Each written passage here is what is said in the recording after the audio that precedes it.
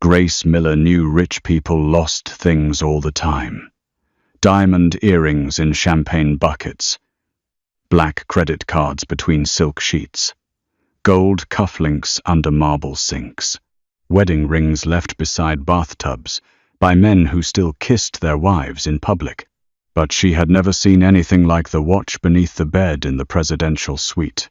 It lay half hidden in the shadow of the velvet bed frame, catching the late afternoon light that poured through the floor-to-ceiling windows of the St. Aurelia Hotel. One sharp flash, then another, like something alive was breathing under there. Grace lowered herself carefully onto one knee, her cleaning cart parked behind her, the suite silent except for the distant hum of San Francisco traffic below. When she reached under the bed and pulled it out, the air changed. The watch was heavy, too heavy to be normal. White gold, black face, diamonds around the bezel so cold and perfect they looked like frozen stars. On the back, engraved in tiny letters, was a name, V. Marchetti. Grace stared at it. A woman like her could sell a watch like this and disappear. She could pay 3 months of rent, 6 months, maybe a year. She could buy better medication for Lily's asthma. She could stop choosing between groceries and electricity. She could finally hire a lawyer to make Lily's guardianship permanent before the wrong person came looking. Her hand tightened around the watch. Then she heard voices outside the suite door. Men, several of them, low, controlled, expensive voices. The kind of voices that never asked permission because the world had already been trained to move aside. Grace stood quickly, heart climbing into her throat. The presidential suite door opened before she could place the watch on the nightstand. A man in a black suit stepped inside. Then another. Then another. Grace had cleaned rooms for celebrities, politicians, tech billionaires, and men who smiled like they owned the city. But the man who entered last did not look like he owned the city. He looked like the city had surrendered to him. Vincent Marchetti walked into the suite without hurry. Tall, broad-shouldered, dressed in a black tailored suit with no tie, his dark hair pushed back neatly, his jaw shadowed, his eyes cold enough to quiet the room before he spoke. Behind him stood bodyguards. Beside him stood a beautiful blonde woman in a cream silk dress, diamonds at her throat, her red lips curved in a smile that never touched her eyes. And around the marble dining table were already a dozen guests. Grace had not noticed before: businessmen, socialites, hotel executives, men with watches nearly as expensive as the one in her hand. They were all staring at her. Grace froze with the diamond watch pressed against her palm. The blonde woman's smile sharpened.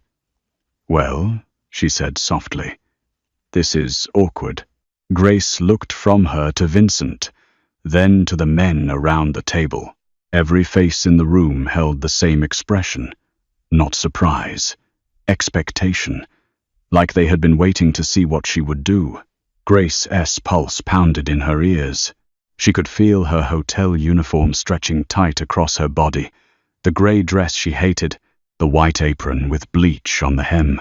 She was suddenly aware of every inch of herself, the softness of her arms, the curve of her stomach, the cheap shoes on her feet, the way the rich guests looked at her like she was something that had wandered into the room by mistake. But she lifted her chin. Then she walked to the marble table. No one moved. Grace placed the watch gently in front of Vincent Marchetti. "I think this belongs to you," she said. The silence that followed was so deep it felt unreal. A businessman at the table swallowed. One of the bodyguards shifted his hand toward his jacket. The blonde woman's eyes narrowed. Vincent did not look at the watch. He looked at Grace. For a long moment, he studied her face with a stillness that made her want to step back and stand taller at the same time. Then he asked, "Where did you find it?" "Under the bed." "You knew what it was?" "I knew it was expensive. Expensive enough to change your life." Grace felt heat rise in her cheeks. but her voice stayed steady. Maybe, but it wasn't mine.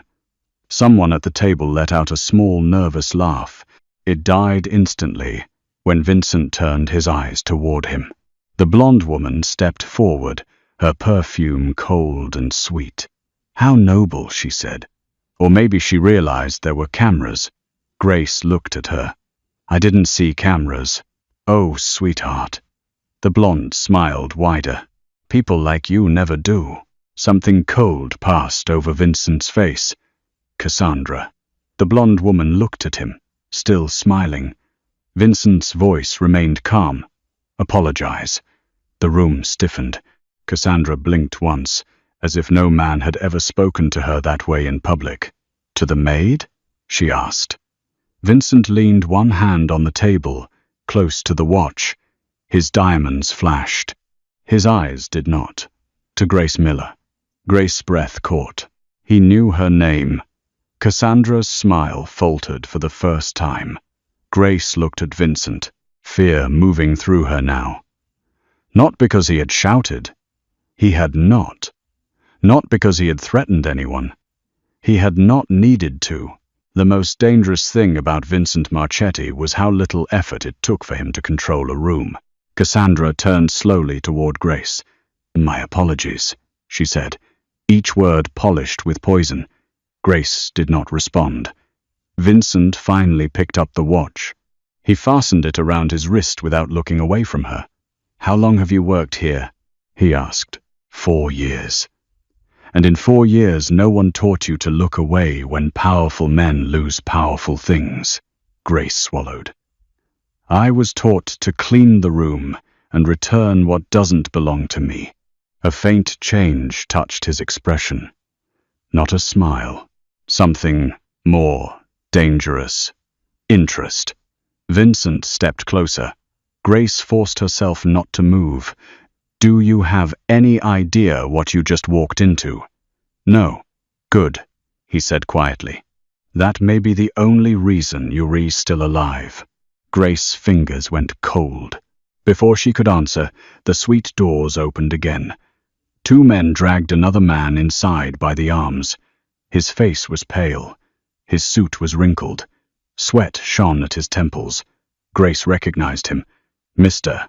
Harlan, one of the hotel's senior managers. He had once made her scrub a bathroom twice because a guest complained the maid was too visible. Now he looked like he was about to collapse. Vincent looked at him. "Tell her," he said. Harlan's eyes darted to Grace, then away. "It was a test," he whispered. Grace's stomach dropped. Vincent's voice remained flat. Louder. Harlan trembled. "The watch was placed in the suite this morning. Everyone in this room had access to it. Everyone was told something different. Everyone lied about whether they had seen it." Grace looked around the room. The businessmen would not meet her eyes. Cassandra stared at her like she wanted to erase her. Vincent looked down at the diamond watch on his wrist. "Everyone," he said, "except the woman paid the least to be here." Grace stepped back. "I don't want any part of this." Vincent's eyes lifted to hers. "You already have one." "No." Her voice shook now, but she did not lower it. "I returned your watch. That's all." Cassandra laughed softly. "That's adorable. She thinks honesty is a door she can walk back out of." Grace turned toward the exit. A bodyguard shifted to block her. Vincent raised 2 fingers. The guard moved aside. Grace looked back once. Vincent stood in the center of all that wealth, power, and fear, watching her like she had just cracked something inside him he had long ago buried. "You should ask yourself one question." "Grace Miller," he said. She hated the way her name sounded in his mouth, too intimate, too dangerous. "What question?" His eyes did not blink. "Who in this room hates you now because I believe you?" Grace left the suite with her heart beating like fists against her ribs. By sunset, everyone in the St. Aurelia knew something had happened in the presidential suite. No one knew exactly what. That was how rich people survived scandal. They sealed it behind gold elevator doors and let the staff feel the consequences. Grace pushed her cleaning cart down the 17th floor hallway with trembling hands, trying to convince herself she could finish her shift, ride the bus home, kiss Lily goodnight, and pretend none of it had happened. But the hotel had changed. Security guards watched her too closely. Desk clerks stopped talking when she passed. A bellman she had known for 3 years muttered, "Lucky girl." Like luck was something that could put a target on your back. Grace entered the staff locker room at 6:18 p.m. Her locker was open. Her purse was on the floor. Everything inside had been dumped out. Her wallet, her lip balm, Lily's inhaler. The folded drawing Lily had made that morning of the two of them standing under a purple sun. Grace knelt, panic rising. Then she saw the note taped inside the locker. Honesty is expensive. No signature. Her hand shook as she tore it down. Behind her, someone cleared their throat. Grace spun. Mr. Harlan stood by the lockers, his face pale, his tie crooked. "You need to leave," he said. "I was going to. No, I mean leave the hotel. Permanently." Grace stared at him. "You refiring me? I'm suspending you pending investigation." "Investigation into what?" His eyes flicked toward the door. "Possible theft."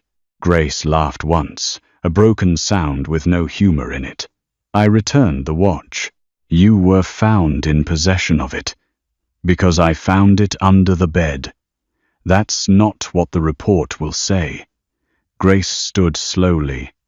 She had been tired before, humiliated before, underestimated every day of her life by people who thought money made them cleaner. But this was different. This was punishment for doing the right thing. "Who told you to do this?"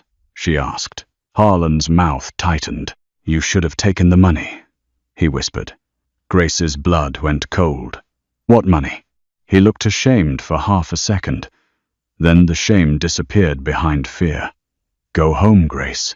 She grabbed her purse, shoved Lily's inhaler inside, and walked out through the service corridor, refusing to cry where security cameras could see her. Outside, San Francisco was wrapped in fog and gold evening light. Cable cars moved along wet tracks. Black sedans lined the curb in front of the hotel. Guests came and went beneath the glowing St. Aurelia sign, laughing, wrapped in wool coats and privilege. Grace stepped onto the sidewalk. A black SUV pulled up beside her. The rear window lowered. Vincent Marchetti sat inside. For a moment, neither of them spoke. The city noise seemed to fade around him. "You were fired," he said. Grace clutched her purse strap. "Congratulations, your test worked." His gaze moved over her face, reading more than she wanted him to. "I did not order that." "No, you just created the room where it could happen." Something in his jaw tightened. The door opened from inside. "Get in." Grace laughed in disbelief. "Absolutely not. Someone searched your locker." She stopped breathing. Vincent watched her reaction. "You knew?" she whispered. "I know many things." "Then you knew someone threatened me?" "Yes. And your solution is ordering me into your car." His voice lowered.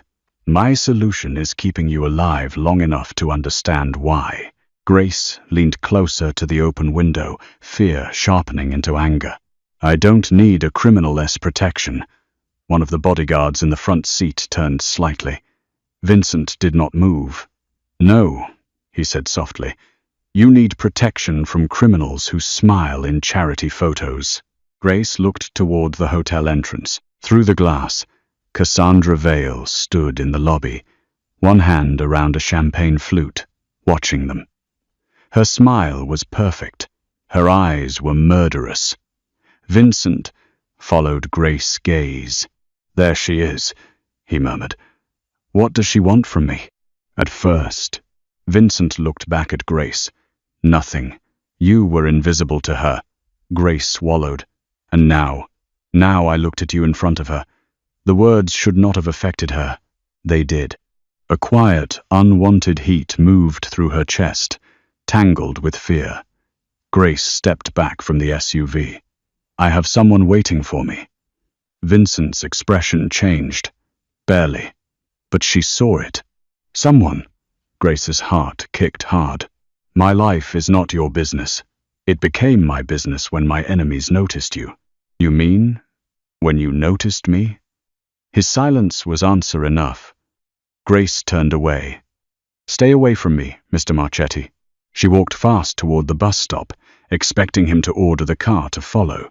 He did not. That scared her more. When Grace reached her apartment building in the outer Mission 2 hours later, Lily was asleep on the couch, with a blanket half off her legs and a stuffed rabbit tucked beneath her chin. Mrs. Alvarez from downstairs sat in the armchair knitting. "You look like you saw a ghost," the older woman said. Grace forced a smile. "Just a long shift." Mrs. Alvarez studied her, unconvinced, then stood. "Your baby ate soup. Used the inhaler once. No fever. Thank you." Grace paid her in cash she could barely spare. After Mrs. Alvarez left, Grace locked the door, slid the chain into place, and leaned against it.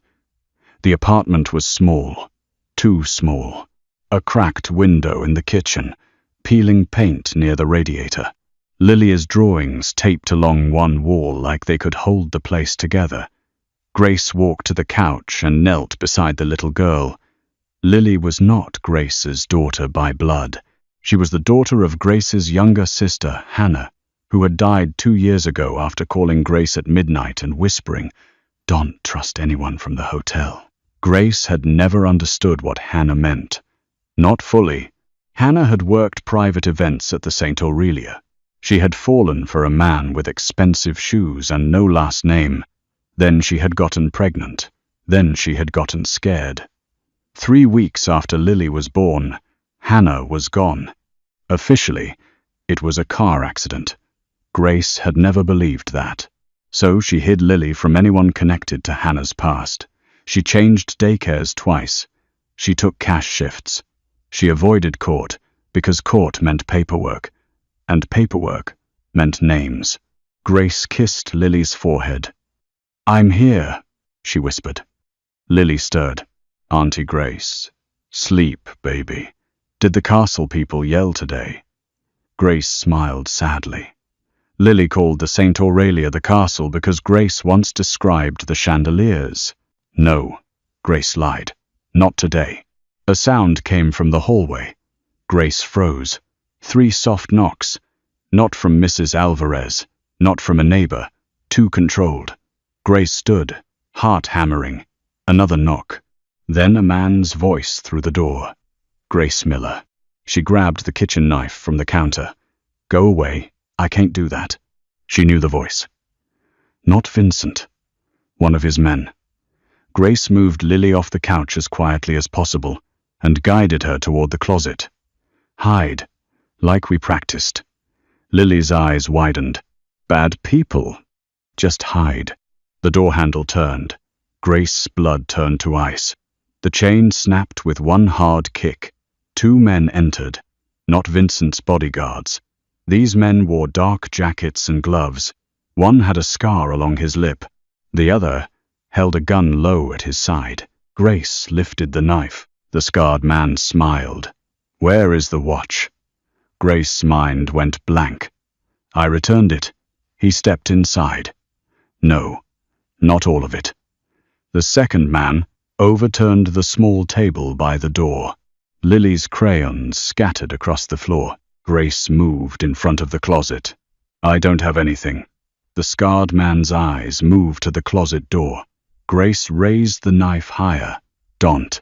His smile widened. Then the window exploded. Glass burst inward. Grace screamed, covering her face. Men in black came through the fire escape with terrifying speed. One grabbed the scarred man and slammed him into the wall. Another disarmed the second attacker before he could lift his gun. The apartment filled with violence, silent and precise. Then Vincent Marchetti walked through the broken doorway. Rain clung to his black coat. His expression was calm, too calm. His eyes found Grace first. Then the closet. Grace backed away from him. "You followed me," she whispered. "I protected you." "You followed me." His gaze hardened. "Yes." Behind her, the closet door creaked. Lily stepped out, clutching her rabbit, her eyes huge and terrified. Vincent went completely still. The scarred man on the floor laughed through bloodied teeth. "Well," he rasped, "there's the secret." Grace turned cold all over. Vincent looked at Lily, then at Grace. The emotion that crossed his face was not anger. It was calculation. Then something darker.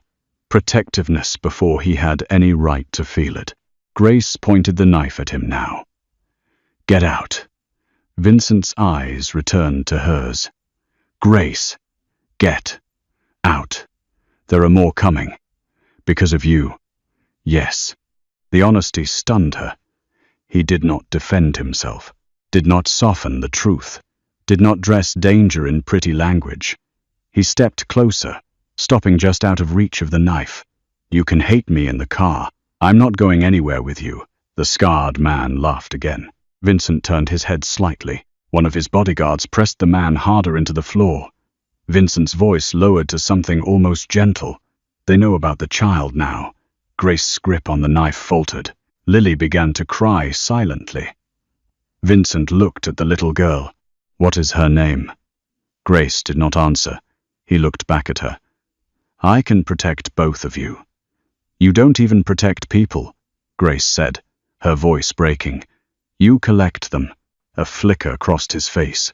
Pain, maybe. Gone too quickly to trust. "No," he said. "I collect enemies. There is a difference." Grace looked around her ruined apartment. Glass on the floor. Lily, trembling. Men with guns standing between her kitchen and the life she had tried so hard to keep ordinary. Her ordinary life was gone. Vincent had not destroyed it alone, but he had opened the door. Grace lowered the knife. "If you lie to me," she whispered, "if you use her, if you scare her, I don't care who you are. I will find a way to make you regret it." One of Vincent's men looked almost amused. Vincent did not. He stepped aside, making room for her to pass. "I believe you." That night, Grace Miller rode through San Francisco in the back of Vincent Marchetti's SUV with Lily asleep against her chest and the city blurring past in streaks of rain and neon. Vincent sat across from her, not beside her. That restraint made him more dangerous somehow. He kept his hands folded, his watch glittering on his wrist. Grace stared at it. "You said I didn't return all of it." Vincent glanced down. "The watch has a removable crown." "A what?" "The small piece used to set the time. It contains an encrypted key. I didn't take it." "I know. You don't know anything about me." His eyes lifted. "I know you had one clear chance to take enough money to change your life, and you chose to walk into a room full of wolves instead." Grace looked away. "That doesn't make me special." "No," he said. "It makes you rare." The words settled between them, too intimate for the back of a car filled with armed men. Grace tightened her arms around Lily. "What's on the key?" Vincent's expression closed. "The name of the person who betrayed my mother." Grace went still. Vincent looked out the window. "When I was 23, my mother was killed in a bombing meant for me. For years, I believed a rival family ordered it. Last month, I learned someone inside my circle helped them. And the watch? My father used it to hide evidence before he died. He trusted jewelry more than people." Grace gave a humorless laugh. "Looks like that runs in the family." His mouth almost curved. Almost. "The test was supposed to expose greed," he said. "Not involve you." "But it did." "Yes. So, what happens now?" Vincent looked at Lily sleeping in her arms. "Now I find the missing crown before Cassandra Vale does." Grace's stomach sank. Cassandra. She has access to the hotel, my circle, and men who would betray their own blood for a seat at my table. She framed me. Yes, you knew that too. I suspected. Grace leaned forward, anger flaring. You suspected, and you let me walk out alone? His eyes sharpened. I let you choose. That's not noble. No, he said. It was a mistake. For the first time, Vincent Marchetti sounded like a man admitting something cost him. Grace hated that it moved her. The SUV turned through iron gates into a property hidden behind cypress trees and fog. A mansion rose above the hillside, all stone, glass, and shadow, overlooking the black water of the bay. Lily woke as they pulled up. Is this a museum? She whispered. Grace kissed her hair. No, baby. Vincent stepped out first. Then he opened Grace's door himself. The rain fell softly between them. Grace looked at his hand extended toward her. She did not take it, he noticed. He lowered it without comment. Inside, the mansion was warm and silent. Marble floors, dark wood, art on the walls. Security cameras hidden in corners. Men who lowered their eyes when Vincent passed. A woman in a navy suit appeared. Mr. Marchetti. Prepare the east wing, Vincent said. Child safe. No weapons visible. No staff without clearance. The woman glanced at Grace with curiosity, then nodded. Grace held Lily closer. Vincent turned to her. You will stay here until I know who sent those men. I'm not your prisoner. No. Then I can leave? Yes. Grace stared at him. His eyes remained steady. But if you leave tonight, they will follow. If you stay, they will have to come through me. The terrible thing was that she believed him. The east wing was larger than Grace's entire apartment building. Lily had a bed shaped like a little white boat, shelves of books, and a bathroom with gold fixtures she was afraid to touch. Grace stood in the doorway while Lily explored the room cautiously. She needs her inhaler, Grace said. It's already in the drawer beside the bed. Grace looked at Vincent. How?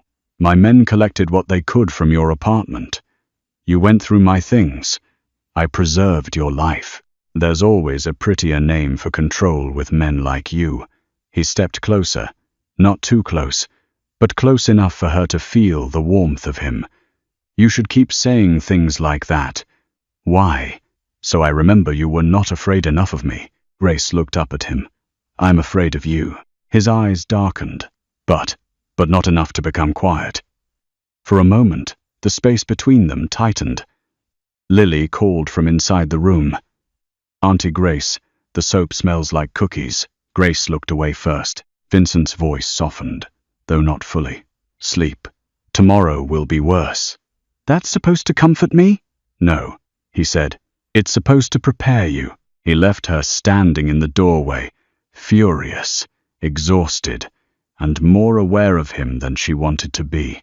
The next morning, Grace woke to find her name on every gossip site in San Francisco. Hotel maid accused of stealing from Mafia billionaire. Vincent Marchetti. Secret curvy lover. Diamond watch. Scandal rocks. St. Aurelia Hotel. There were blurry photos of her outside the hotel. Photos of Vincent's SUV. One picture showed her entering his mansion in the rain with Lily's face mercifully hidden against her shoulder.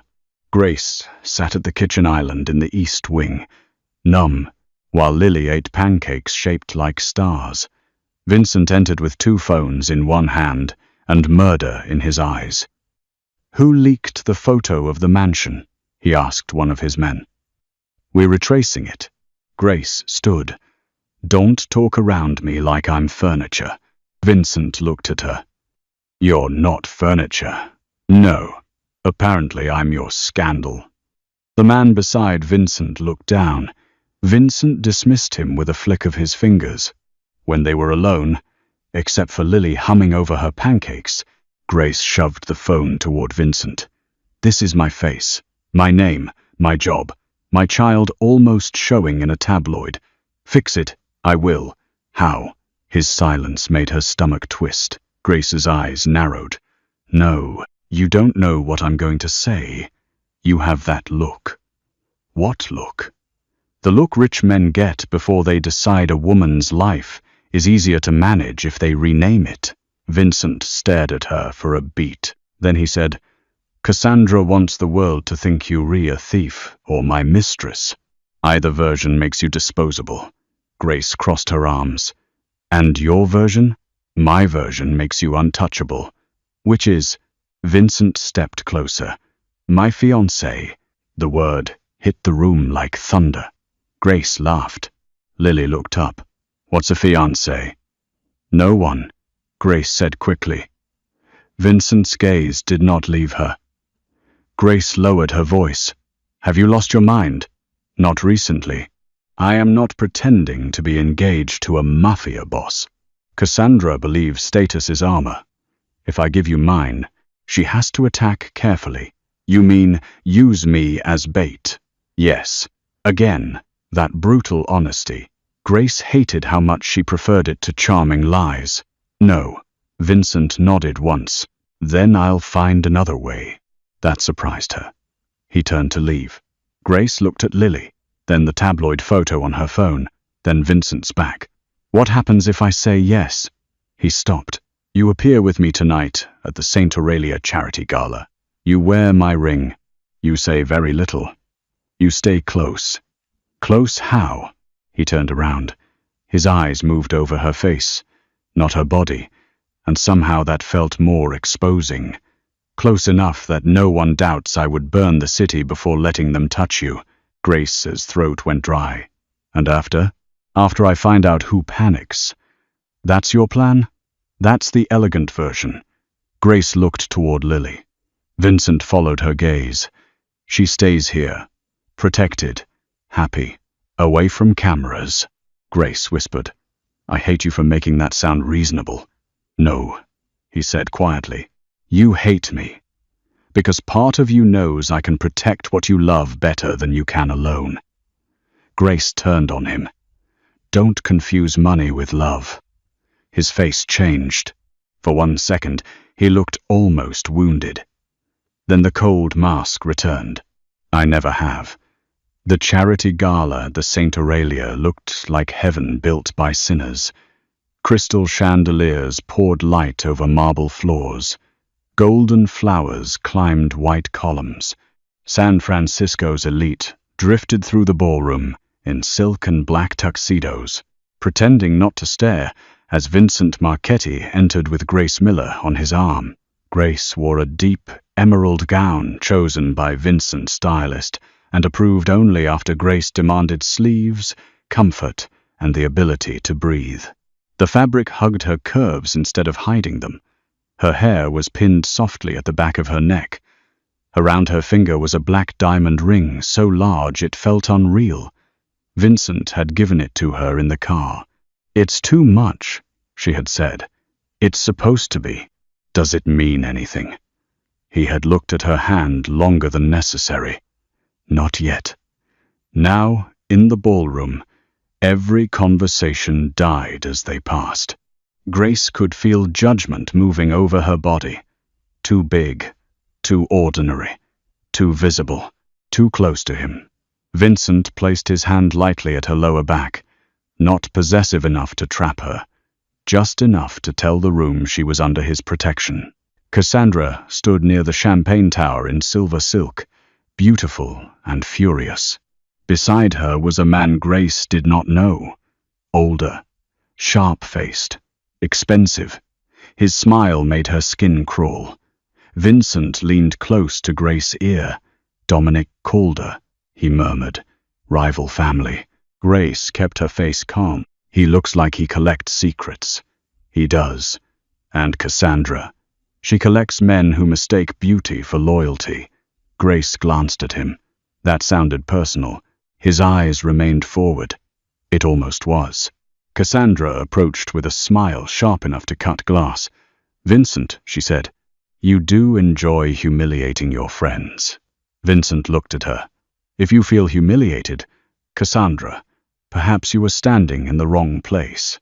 Her gaze slid to Grace. "And this must be your honest little maid." Grace felt Vincent's hand still at her back. She spoke before he could. This must be the woman who needed 12 rich people and a hidden camera to learn what honesty looks like. The air around them froze. Cassandra's smile vanished. Vincent turned his head slowly toward Grace. For a terrifying moment, Grace thought she had gone too far. Then she saw it, the faintest spark in his eyes. Fascination. Dominic Calder chuckled. Careful, Miss Miller. Men like Vincent admire courage until it becomes inconvenient. Grace looked at him. Then I guess we'll both find out how inconvenient I can be. Vincent's fingers flexed once against her back. Cassandra lifted her champagne. Enjoy the fantasy while it lasts. Women like you don't survive long in rooms like this. Vincent reached out and took the champagne glass from her hand. Cassandra blinked. He placed it on a passing waiter's tray without looking away from her. Then it's fortunate she's not here alone. The first gunshot came 27 minutes later. It shattered the glass wall behind the auction stage. People screamed. The ballroom erupted. Vincent moved before Grace understood what had happened. His arm came around her, hard and protective, driving her behind a marble column as another shot cracked through the chandelier above them. Crystal rained down like ice. Grace gasped. Vincent covered her head with his body. Stay down. Lily, she's safe. How do you know? Because I have more men watching her than this building. Grace grabbed his lapel. Vincent. The sound of his name in her voice changed him. His eyes dropped to her mouth for half a second. Then another bullet struck the column. He pulled her tighter. Around them, his guards moved with deadly precision. Guests crawled beneath tables. Cassandra was gone. Dominic Calder was gone too. Grace looked across the ballroom and saw something glittering near the shattered stage. A tiny piece of metal. The missing crown. The shooter had not come to kill randomly. He had come for the watch. Grace moved before she thought. Vincent caught her wrist. No. There. She pointed. His eyes followed. For the first time since she had met him, Vincent Marchetti looked truly alarmed. Grace, don't move. But the marble floor between them and the stage was suddenly empty. His men were focused on the balcony. The tiny crown lay beneath a fallen white rose, inches from a waiter's dead phone. Grace broke free and ran. Grace. She heard him behind her, rage and fear tearing through his voice. Another shot rang out. Pain sliced across her arm. She stumbled, but kept moving, dropped to her knees, and closed her hand around the crown. Vincent reached her a second later, shielding her with his body as his men returned fire toward the balcony. His hand closed over hers. His face was inches away. What the hell were you thinking? Grace breathed hard. That, you needed this. His eyes burned. I need you alive more. The words hit harder than the bullet graze. For one suspended second, amid screams and broken glass, neither of them moved. Then Vincent lifted her into his arms. Grace clutched the crown against his chest. The cameras caught everything. By morning, the entire country had seen Vincent Marchetti carrying the plus-size hotel.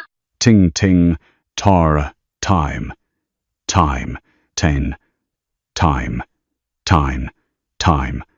dine, while blood ran down her arm and his black suit was dusted with shattered crystal.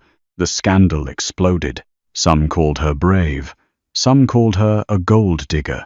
Some called her proof that Vincent had finally found a weakness. Grace did not care. She sat in Vincent's mansion while a private doctor bandaged her arm, and Lily cried into her lap. I'm okay, Grace whispered, kissing her hair. You promised no bad people, Lily sobbed. Grace looked across the room at Vincent. He stood near the window, one hand curled into a fist, watching the fog roll over the bay. He had not spoken since they returned. The doctor left. Lily fell asleep beside Grace on the sofa, worn out from crying. Only then did Vincent turn. You disobeyed me. Grace blinked. That's what you were leading with. You ran into open fire for your missing watch piece, for a key that means nothing if you die holding it. Grace stood carefully, keeping her wounded arm close. You don't get to be angry at me for surviving your world. His eyes flashed. I'm angry because you think your life is worth less than mine. Grace went still. Vincent stepped closer. You saw something I needed, and you ran toward danger like you were born believing your body was the acceptable sacrifice. That's not. It is. His voice lowered. I know that look. I've seen it in soldiers, mothers, men who owe too much money. I saw it in my mother before she walked into a car that exploded 30 seconds later. Grace's anger softened despite herself. Vincent looked away. She knew something was wrong. She went anyway because my father was inside. Grace whispered, I'm sorry. I don't want your pity. It's not pity. His eyes returned to hers. What is it? Grace did not answer. The silence between them deepened. He reached toward her wounded arm, then stopped before touching her. That restraint again. That almost. That terrible almost. That made her heart ache. Grace looked at his hand. You can check it, she said softly. His jaw tightened. Slowly, Vincent touched the edge of the bandage, his fingers warm, careful, almost reverent. No man had touched Grace like that in years. Like she was not too much. Not invisible. Not a problem to solve. Like she was something fragile and powerful at the same time. His thumb brushed her wrist. Grace forgot to breathe. Vincent's eyes lifted to hers. For one dangerous second, she thought he might kiss her. Then Lily stirred on the sofa. Vincent stepped back instantly. Grace looked away, shaken. He reached into his pocket and placed the watch crown on the table. You found what all of them were willing to kill for. Grace looked at it. Then use it. I did. And his expression turned lethal. The file named Cassandra Vale. Grace felt the room tilt. Vincent slid a tablet across the table. On the screen was security footage from 6 years earlier. A younger Cassandra stood in a parking garage beside Dominic Calder. Between them was a man Grace recognized from old hotel records. Hannah's boyfriend. Lily's father.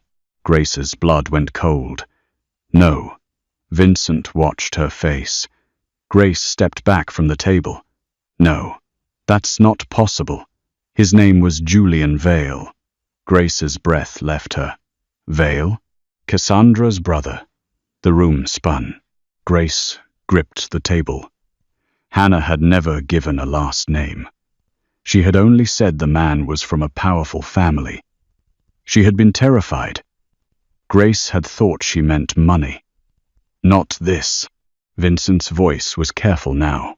Julian was involved in the bombing that killed my mother. Later, he tried to leave Cassandra's arrangement with Calder. Your sister found evidence at the hotel. Grace covered her mouth. She called me that night. Vincent's eyes darkened. Hannah was killed because of what she knew. Grace shook her head, tears blurring everything. And Lily, Julian's daughter. No, Grace, no. Her voice broke. She is not theirs. She is Hannah S. She is mine. Vincent stepped closer. I know. You don't get to say that like it fixes anything. It doesn't. Grace looked toward Lily, sleeping peacefully, unaware that her bloodline had just become a weapon. Cassandra was Lily's aunt. Aunt by blood. Enemy by choice. Grace turned back to Vincent. Did you know this before? No. Don't lie to me. His eyes held hers. I suspected the Vale family had a connection to your sister after your apartment was attacked. I confirmed it tonight. Grace's heart cracked under the weight of it. So I was never random. At the beginning, yes. But now you are the center of a war. Cassandra thought she had buried. Grace laughed through tears. You brought me into your house, put your ring on my finger, and made my child visible to people who already killed her mother. Vincent's face hardened with self-loathing. Yes, the honesty hurt worse than a lie. Grace removed the black diamond ring. Vincent watched her do it without moving. She placed it on the table between them. "I can't do this." His voice went quiet. "Grace." "No. I trusted you because you looked at me like I was a person. But maybe that was just another test." Something broke across his face. Not fully, but enough. "I have tested everyone in my life," he said. "Except you." Grace wiped her tears. "That's not enough." She picked up Lily, refusing help, refusing his men, refusing his car. Vincent let her go, but when she reached the front door, he spoke. "If you leave, I will still protect you." Grace looked back. He stood beneath the mansion chandelier, surrounded by power, looking more alone than any man she had ever seen. She hated that part of her wanted to run back. "Then protect us from far away," she said. For 3 days, Grace lived under witness protection in a quiet house outside Half Moon Bay. Not official witness protection, Vincent's version. No phones, no internet, no contact except a woman named Elena who brought groceries and Lily as medication. The house sat above a stormy coastline, surrounded by cypress trees and cold fog. Lily liked it. She called it the Cloud House. Grace hated every second, not because of the isolation, because Vincent was not there. She told herself that was good, safe, necessary. Then, on the 4th evening, Lily disappeared. Grace had been making soup in the kitchen when the back door alarm chirped. One soft sound, then silence. She ran outside, shouting Lily's name into the fog. A pink stuffed rabbit lay in the wet grass. Grace picked it up and screamed. 15 minutes later, Vincent arrived by helicopter. He stepped out into the storm without a coat, his face carved from fury. Grace ran at him and struck his chest with both hands. "You promised." He took the blows. "You promised she was safe." "I know. You said they would have to come through you." His men spread across the property. Vincent caught her wrists gently, stopping her only when she began to shake too hard to stand. "Grace, look at me." "No, look at me." She did. His eyes were not cold now. They were burning. "I will bring her back. If you don't." "I know." "No, you don't." Her voice shattered. "She is my whole life." Vincent leaned closer. "And you are becoming mine." The words stopped her. Rain slid down his face. He looked almost angry at himself for saying them. "I don't want that," Grace whispered. "I know. I don't want to matter to someone like you. I know. I don't want to need you." His voice dropped. "But you do." Grace broke then. Not prettily, not softly. She folded forward, and Vincent caught her. For the first time, he held her. Not like a possession, like he was terrified she might disappear too. His arms closed around her, firm and careful. Grace pressed her face against his soaked shirt and cried until there was nothing elegant left in either of them. Then his phone rang. Vincent answered without releasing her. A woman's voice came through the speaker. "Cassandra." "Hello, Vincent." His entire body went still. Grace lifted her head. Cassandra laughed softly. "Before you threaten me, the child is alive. She's frightened, but alive." Grace reached for the phone. Vincent held it where she could hear. "What do you want?" he asked. "The watch, the key, the original files." "And Grace?" Vincent's voice turned deadly quiet. "No." "Oh, don't be romantic. It doesn't suit you. Bring her to the old ferry terminal at midnight. Come alone, or the little girl learns what happened to her mother." Grace made a sound like an animal wounded in the dark. Vincent's hand tightened around the phone. Cassandra continued. "And Grace? If you were listening, Ask him why his father paid Hannah Miller the week before she died. The line went dead. Grace stepped away from Vincent. What does that mean? His silence answered too much. Grace's face changed. Vincent, he looked at her, and for the first time since she had met him, he looked afraid of her. My father paid informants, he said. No. I don't know if Hannah was one. No. Grace, she was a waitress. She was scared. She was alone. She may have been trying to sell evidence for protection. Grace slapped him. The sound cracked through the rain. His men froze. Vincent did not move. Grace's hand stung. Her voice shook with rage. You don't get to turn my dead sister into one of your dirty little files. His cheek reddened slowly. He looked at her with something raw in his eyes. You're right. That made it worse. Grace backed away. I'm going with you. No. She asked for me, and I said no. Grace stepped close, furious. Lily is my child. She is bait. She is my child. Vincent's control snapped just enough for his voice to break. And, if I lose you both, the words landed between them. His chest rose and fell once. Then he looked away, as if revealing that fear had cost him more than any wound. Grace's anger did not vanish, but something inside it trembled. You don't get to decide my courage for me, she said. Vincent looked back at her. No, he said, but I can stand between it and a bullet. At midnight, the old ferry terminal near the foggy harbor looked abandoned from the outside. Inside, it was lit with candles, hundreds of them. Their flames trembled against cracked tile walls and rusted beams. Rain hammered the roof. The bay slapped black water against the pilings below. Grace walked in wearing a dark coat over the same emerald gown from the gala because Cassandra had requested she arrive looking properly stolen. Vincent walked beside her in black, no visible weapon, the diamond watch on his wrist. His men were nowhere to be seen. That did not mean they were not there. Grace had learned that about him.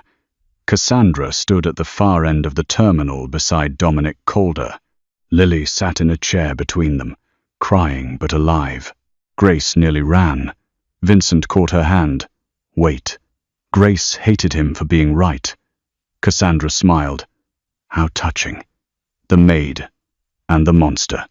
Grace stared at Lily. I'm here, baby. Lily sobbed. Auntie Grace. Dominic Calder stepped forward. The watch. Vincent removed it slowly. Cassandra's eyes shone. And the girl.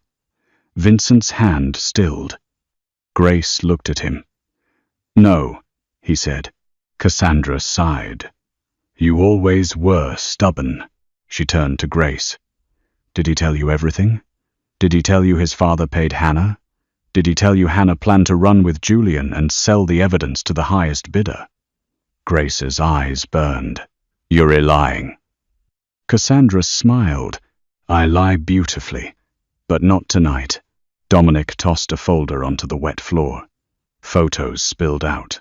Hannah, Julian, a hotel hallway, a baby blanket Grace recognized. Grace could not breathe. Cassandra's voice softened cruelly. Your sister was not innocent. She wanted money. She wanted out. She wanted to take the child and disappear. Grace stared at the photos. Then Lily cried again, and the world became simple. Grace lifted her eyes. Maybe she did? Cassandra blinked. Grace stepped forward. Maybe she was scared. Maybe she made mistakes. Maybe she trusted the wrong man. Maybe she tried to survive in a world built by people like you. Her voice strengthened. But she loved her daughter, and that makes her better than every person in this room who thinks blood is ownership. Vincent looked at Grace like he was seeing her for the first time all over again. Cassandra's smile faded. You really do believe goodness matters? Grace looked at her. No.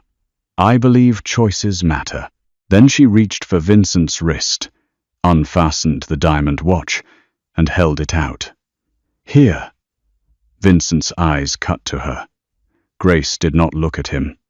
Cassandra laughed softly. "Smart girl." Grace walked forward with the watch. Every step felt like betrayal. Vincent stood behind her, silent. Dominic aimed his gun at him. Grace reached Cassandra and placed the watch in her hand, just like she had placed it on the marble table in the presidential suite. "I think this belongs to you," Grace said. Cassandra smiled. Then her smile vanished. A tiny red light blinked inside the watch face. Vincent's voice came from behind Grace. "No," he said coldly. "It belongs to whoever tells the truth while wearing it." Cassandra looked down too late. The watch had been recording, broadcasting, everything, to every screen at the St. Aurelia Gala upstairs, where San Francisco's wealthiest families had gathered for Cassandra's emergency press conference. To Vincent's men, to federal agents waiting outside, to the rival families who now knew Cassandra had betrayed them too. Dominic cursed and raised his gun. Vincent moved. The terminal exploded into chaos. Grace threw herself toward Lily. A shot cracked. Vincent slammed into Dominic, driving him into a column. Cassandra screamed. Glass shattered overhead. Men emerged from the shadows. Vincent's men, Calder's men, agents in dark jackets. Grace cut Lily's restraints with a shard of broken glass, hands shaking. "I've got you, baby. I've got you." Lily clung to her. Across the terminal, Cassandra grabbed a gun from the floor. She aimed at Grace. Vincent saw it. He crossed the distance like a nightmare. The shot fired. Vincent's body jerked. Grace screamed his name. He did not fall. He reached Cassandra and knocked the gun from her hand, then seized her by the throat and slammed her against the wall hard enough to extinguish the candles beside her. For a moment, Grace saw exactly what he was. Not the controlled man in the suit. Not the cold protector. The monster every room feared. Cassandra gasped, clawing at his wrist. Vincent's face was empty. "Vincent!" Grace shouted. He froze. His eyes shifted to her. Grace stood with Lily in her arms, tears on her face. Don't become her ending. The terminal fell into a strange silence around them. Vincent looked back at Cassandra. His hand tightened once. Then he released her. She collapsed, coughing, as federal agents swarmed in. Vincent turned toward Grace. Blood spread dark across his side. He took one step, then another. Then his knees hit the wet floor. Grace ran to him with Lily still clinging to her. "Vincent!" He looked up at her, breathing hard. His hand found Lily's head first, gentle, checking she was real. Then his eyes found Grace. "You're alive," he whispered. Grace pressed her hand against his wound. "So are you. Stay that way." His mouth curved faintly. That sounded like an order. "It is." He reached up, his fingers brushing her cheek. This time, he did not stop himself. Grace leaned into his touch, crying. Around them, sirens wailed. Rain poured through the broken roof. Candles flickered in pools of water and blood. Vincent Marchetti, the most feared man in San Francisco, looked at Grace Miller like the whole war had been worth surviving, only because she was still there. 3 weeks later, Grace returned to the St. Aurelia Hotel. Not as a maid, not as a scandal, not as Vincent Marchetti's fake fiancée. She walked through the lobby in a cream coat, Lily holding one hand, Vincent holding the other. Every employee stopped. Mr. Harlan stood near the front desk, pale and sweating. Cassandra Vale was in federal custody. Dominic Calder was dead. The Vale family's empire had collapsed in public. The St. Aurelia had been sold in a closed deal no one saw coming. To Vincent Marchetti, Grace looked up at him when they reached the center of the lobby. "You bought the hotel?" "Yes." "Because of me?" His face remained calm. "Because it was rotten." "Vincent." He looked down at her. And because of you, Grace tried not to smile. You can't buy every building that mistreats me. I disagree. Lily giggled. Grace shook her head, but her heart warmed despite herself. Vincent had changed in ways most people would never notice. He was still feared, still dangerous, still a man who could silence a room by entering it. But with Lily, he knelt to listen. With Grace, he asked before touching. And when anger moved through him, he no longer mistook control for love. He had given Grace legal help to secure Lily's guardianship permanently. He had testified, threatened, negotiated, and terrified 3 judges' clerks without ever stepping over the line Grace drew for him. He had not asked her to marry him again. Not once. That mattered. Inside the ballroom, workers had gathered. Housekeepers, bellmen, cooks, laundry staff. People Grace had known for years. People who had been invisible in the same rooms where millionaires lost diamonds and dignity. Vincent stepped onto the small stage. Grace stood below with Lily. He addressed the staff, voice calm and carrying. This hotel was built to serve powerful people and forget the people who served them. That ends today. A murmur moved through the room. Every worker terminated under Cassandra Vale's management will receive full review. Every wage complaint will be investigated. And the new Employee Protection Fund will be directed by someone who understands this place better than any owner ever did. Grace's smile faded. Vincent looked at her. No, she whispered. Yes, he said. The room turned toward her. Grace stepped closer to the stage. You did not ask me. Vincent's eyes warmed slightly. I'm asking now. In front of everyone? You're harder to refuse in private. A few workers laughed softly. Grace tried to glare at him. Failed. Vincent stepped down from the stage and stood before her. From his pocket, he removed the diamond watch. The room went silent. Grace stared at it. I don't want that thing. It's not an apology. Good. Because jewelry is a terrible apology. His mouth almost smiled. It's a reminder. He turned the watch over. On the back, beneath his name, new words had been engraved. The hour honesty saved me. Grace's throat tightened. Vincent held it out, not forcing her to take it. I spent my life testing loyalty because I believed love made men weak, he said quietly. For her alone now. Then you walked into a room full of liars and returned what could have saved you. You did not make me weak, Grace. His voice lowered.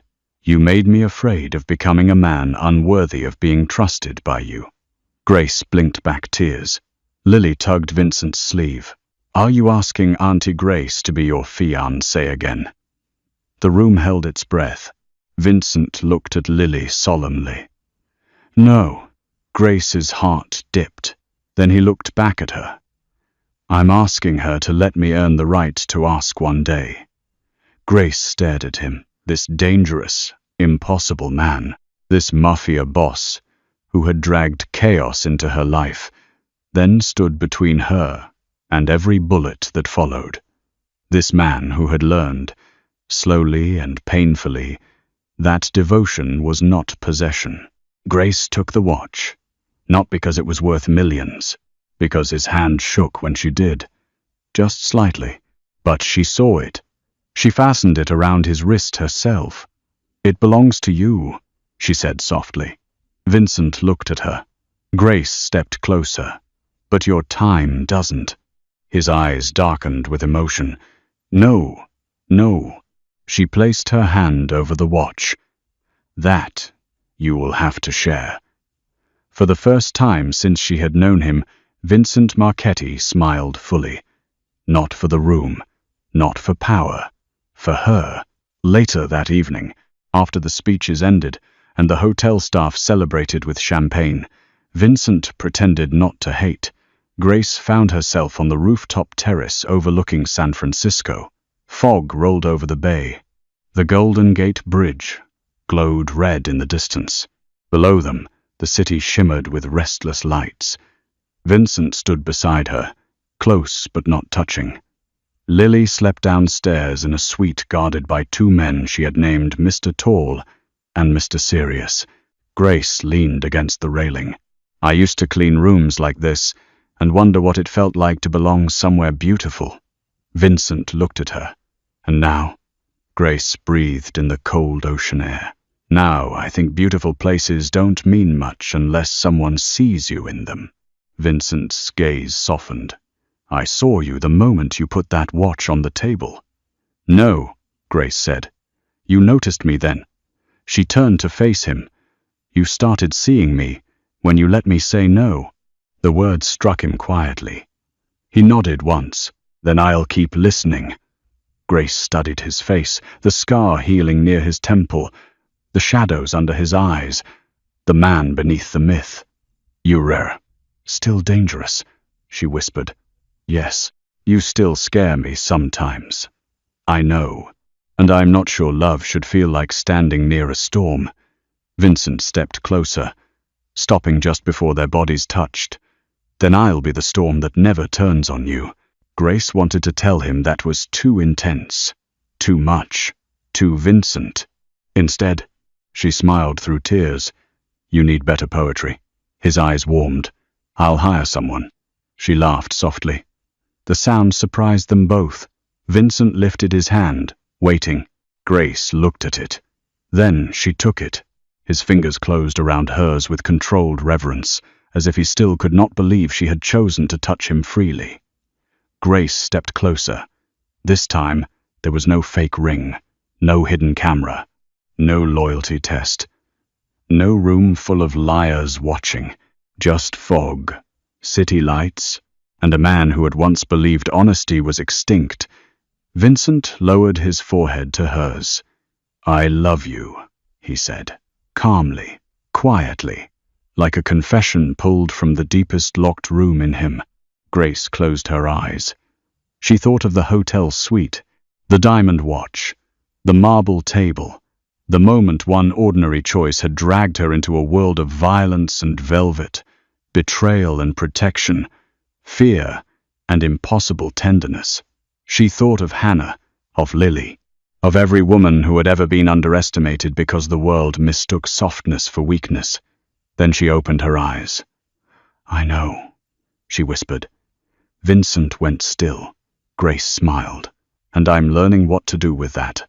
His breath left him like he had been struck. She rose onto her toes and kissed him. It was not gentle at first. It was relief, survival, all the almost touches, all the interrupted moments, all the anger, fear, longing, and restraint breaking open beneath the foggy San Francisco sky. Vincent's hand came to her waist, careful even in hunger. Grace held his face between her palms, feeling the dangerous man tremble beneath her touch. And far below, in the ballroom of the hotel where she had once been invisible, the chandeliers burned bright above people who finally knew her name.